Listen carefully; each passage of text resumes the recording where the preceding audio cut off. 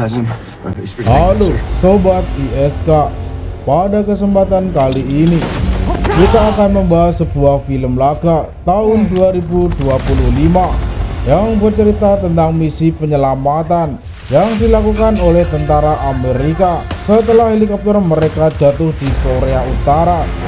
Dan ini dia alur cerita film Valiant One.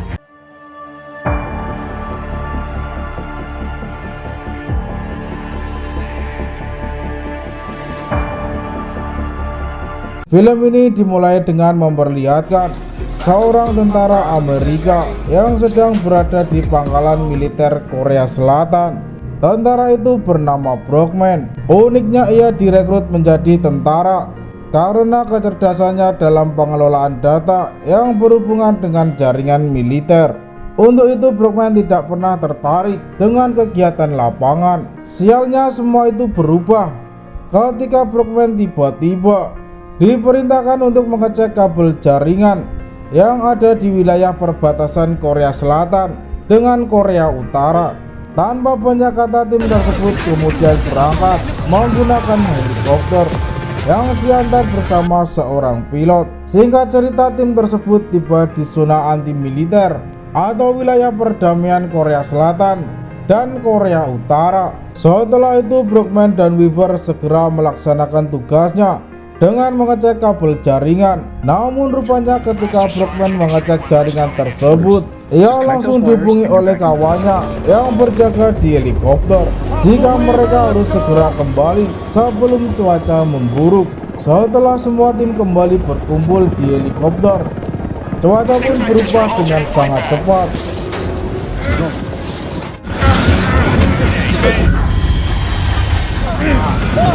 Brockman terbangun dengan posisi yang berhadapan langsung dengan baling-baling helikopter. Lalu Brockman menyadari bahwa mereka terjatuh di hutan belantara.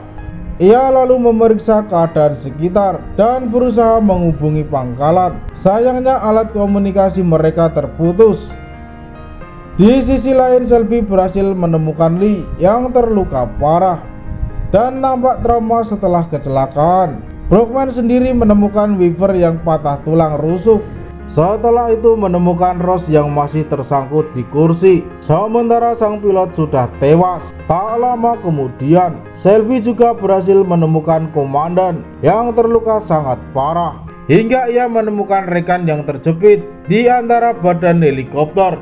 Di sini Leopard menyuruh Brockman untuk mengambil telepon satelit dan segera memberikannya ke Leopard. Tak butuh waktu lama, Leopard langsung menghubungi pangkalan militer dan meminta bantuan medis untuk timnya yang terluka. Namun tak disangka pangkalan militer mengatakan Leopard sekarang berada di luar wilayah kedaulatan Amerika, sehingga tidak memungkinkan bagi mereka untuk mengirimkan tim SAR. Brockman yang melihat atasannya pun pasrah, seketika meminta Leopard agar berusaha lebih keras, hingga akhirnya Leopard mengatakan bahwa itu semua sia-sia karena sesungguhnya mereka berada di wilayah Korea Utara. Dan seperti yang kita semua tahu, Amerika adalah salah satu musuh besar Korea Utara. Seandainya tim evakuasi nekat menolong mereka, maka itu bisa memicu perang besar karena menyalahi perjanjian kemiliteran.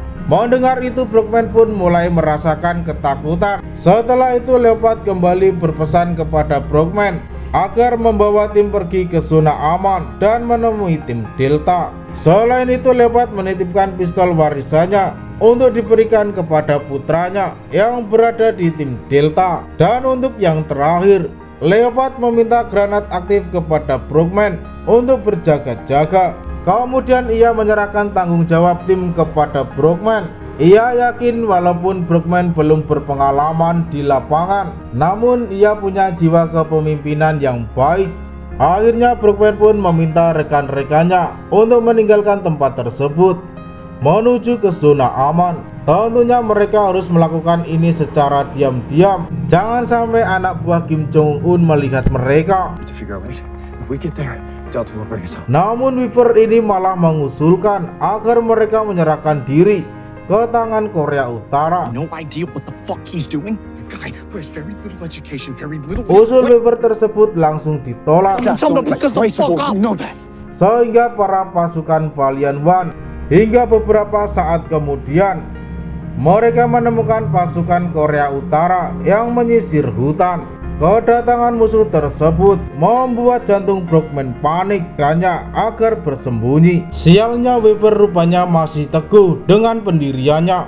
Kedatangan pasukan Kim Jong Un malah membuatnya ingin mewujudkan idenya, alias menyerahkan diri. Sayangnya Clubman tidak bisa menghentikan Weaver yang sudah siap ditangkap. Dan di saat yang bersamaan, Lee tengah berdoa sebab ia ingin mengakhiri hidupnya sendiri. Dia sengaja berdoa di badan helikopter yang hancur untuk menarik perhatian para tentara Korea Utara. Ia tidak ingin mati sia-sia tanpa kontribusi pada negara dan tanpa basa-basi lagi.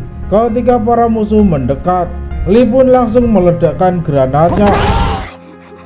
Ledakan itu langsung mengalihkan perhatian para tentara Korea. Alhasil Brockman dan rekan-rekannya pun selamat, termasuk Weaver yang akhirnya mengikuti keputusan Brockman. Mereka kemudian melanjutkan perjalanan, dan tiba-tiba di jalanan yang menurun dengan sudut kemiringan hampir 90 derajat, Brockman harus memikirkan bagaimana cara mereka turun dengan membawa rekannya yang terluka. Sayangnya di atas mereka kini helikopter Korea Utara juga masih mengintai. Namun untungnya sebelum Ross bertindak, helikopter itu pun akhirnya pergi. Brockman dan rekan-rekannya kembali melanjutkan perjalanannya. Kemudian mereka membuat tandu darurat untuk sang komandan agar memudahkan pergerakan mereka.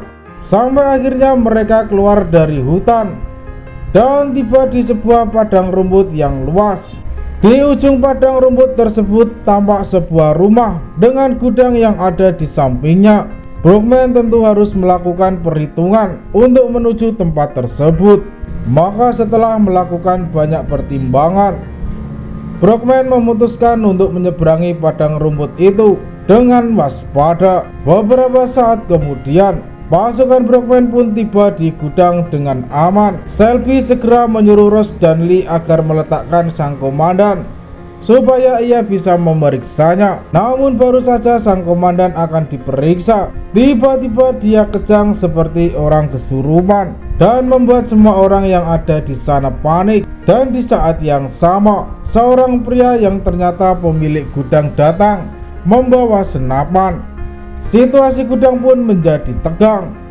Sementara para tentara langsung menodong pria tersebut dengan senjatanya.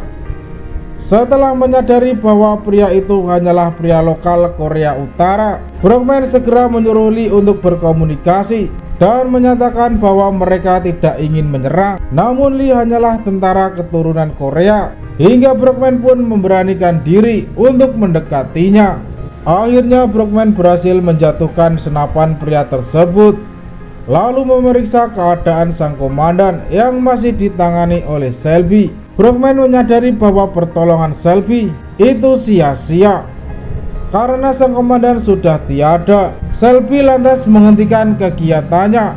Ia merasa kehilangan, namun tidak ada waktu untuk berduka karena pria lokal yang kita tangkap tadi berhasil kabur. Rupanya Kim ingin pergi ke dalam rumah, namun Brockman dan pasukannya segera mengamankan Kim. Bertepatan dengan itu, Shelby mendengar sebuah suara mencurigakan yang berasal dari bawah ruangan tersebut. Para tentara Amerika itu kemudian menemukan ruang bawah tanah yang ternyata dijadikan tempat persembunyian yang bernama Bina. Akhirnya setelah meyakinkan keluarga Kim bahwa para tentara Amerika ini hanya mencari tempat berlindung untuk bermalam di sana, malam ini Ross berjaga di luar dan ditemani oleh Lee. Setelah itu Lee masuk ke rumah dan membagi perbekalannya sebagai bentuk perdamaian. Tanpa diduga Bina menerima dengan sangat baik. Bahkan setelah itu Bina justru menghampiri Shelby dan meminta tolong agar rambutnya dikepang. Shelby merasa tersentuh karena tak menyangka jika Bina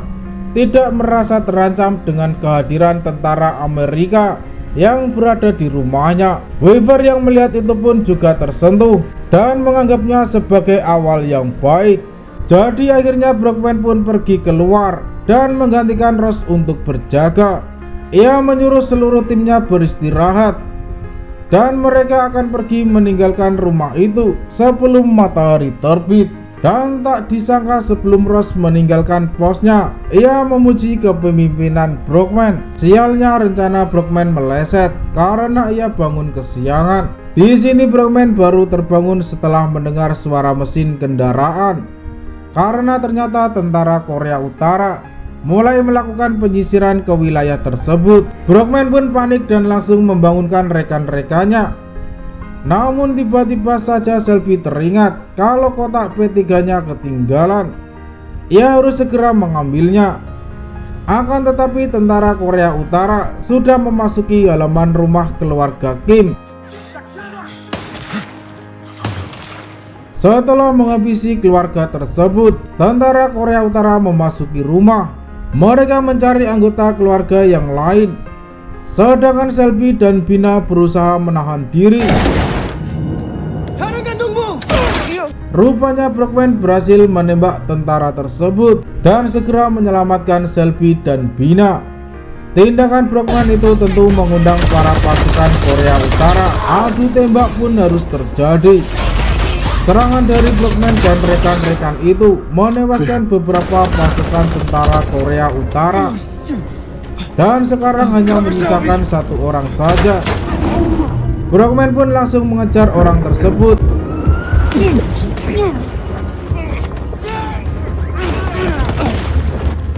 Akhirnya Brockman berhasil menghabisi seluruh pasukan Korea Utara dan meminta Lee untuk membantunya menyimpan mayat di gudang. Setelah membereskan semuanya, Lee menyamar jadi orang lokal karena mereka akan meninggalkan rumah tersebut dan melanjutkan perjalanan ke zona aman. Shelby juga membawa Bina bersama mereka. Brockman dan pasukannya pun menumpang truk milik ayah Bina. Namun ketika Ali mencoba menyalakan truknya, truk itu macet yang membuat semua orang menjadi panik.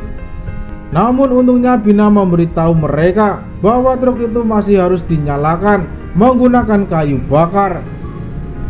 Beberapa saat kemudian mereka tiba di tengah hutan dan bertemu dengan pasukan Korea Utara yang ternyata diam-diam mengikuti pasukan Brockman. Awalnya para tentara itu tidak curiga melihat Lee dan Shelby yang melintas terlihat seperti warga lokal. Namun karena Lee tidak menjawab pertanyaan mereka, hal itu membuat para tentara ingin mengecek truk yang ditumpangi Lee. Hingga akhirnya serangan Brockman itu membuat para tentara korup kabur. Shelby bahkan membekali Weaver dengan pistol, siapa tahu berguna untuk membela diri. Dan benar saja, di saat Shelby dihadang oleh musuh, Weaver dengan sigap langsung menembak. Pada saat itu Brockman kembali ke truk dan melihat Shelby terkapar tak berdaya. Lee dan Ross pun segera menyelamatkan Shelby, sedangkan Brockman menghampiri Weaver yang tertembak. Kondisi Weaver rupanya jauh lebih parah, sampai akhirnya Weaver pun tak bisa diselamatkan lagi. Setelah itu Brockman dan pasukannya yang tersisa melanjutkan perjalanan dengan berjalan kaki. Sialnya saat mereka sudah tiba di lokasi, ternyata tidak ada tim Delta maupun tanda-tanda apapun, sehingga membuat Ross mulai meragukan kapasitas Brockman sebagai pemimpin. Brockman pun langsung berpikir keras karena ia yakin kalau Leopard menyuruhnya ke titik lokasi itu. Sesaat kemudian Brockman teringat dengan alat pelacak sinyal milik Weaver. Brockman pun segera menggunakannya hingga ia menemukan fakta bahwa tidak ada jaringan apapun kecuali terowongan bawah tanah. Saat itu Brockman mengerti bahwa mereka harus menemukan terowongan yang langsung tembus menuju Korea Selatan. Sampai tiba-tiba Bina menemukan sesuatu dan akhirnya tanpa diduga Bina terjatuh ke dalam terowongan. Brockman dan rekan-rekannya pun segera memasuki terowongan tersebut. Sayangnya kompas tidak bisa digunakan di tempat itu. karena medan magnet yang sangat kacau. Brockman pun terpaksa hanya menggunakan feelingnya untuk mengikuti jalur terowongan dan berharap segera menemukan jalan keluar.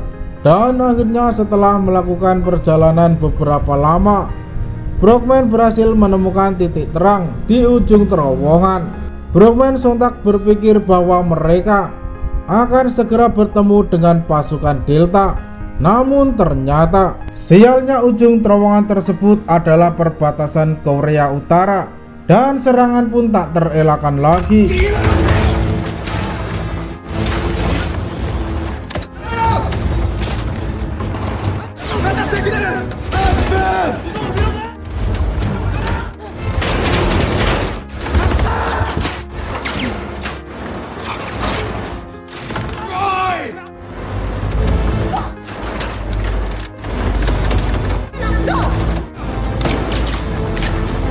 Namun sialnya amunisi mereka sangat terbatas. Brockman pun berpikir cepat, kemudian menyuruh rekan-rekannya pergi ke arah berlawanan, sedangkan Brockman akan berada di sini untuk menahan serangan mereka. Dan pada akhirnya ia tertembak dan langsung terkapar. Sampai di akhirnya di antara sadar dan tidak, Brockman mendengar bahwa pasukan Alpha datang dan menolongnya.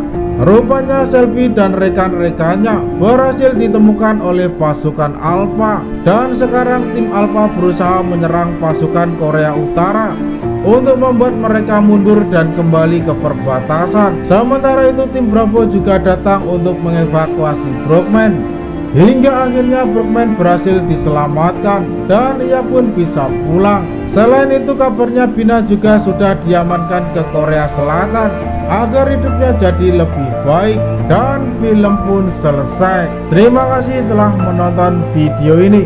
Jangan lupa tonton video lainnya. Salam Sobat ISK.